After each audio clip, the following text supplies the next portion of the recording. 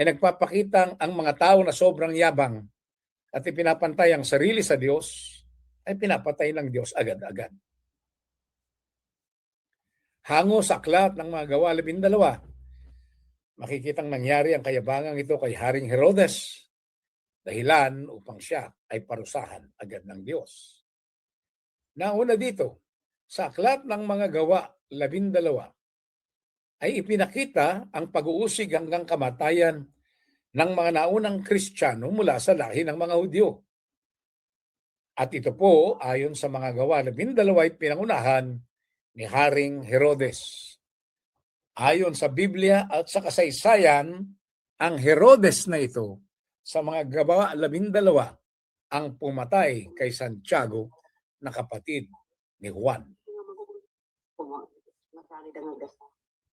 Yes? Ano po yun? Ayon po sa mga Gawa 12, 1-2,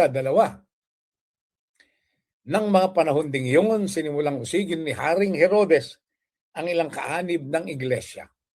Ipinapatay niya sa pamamagitan ng tabak si Santiago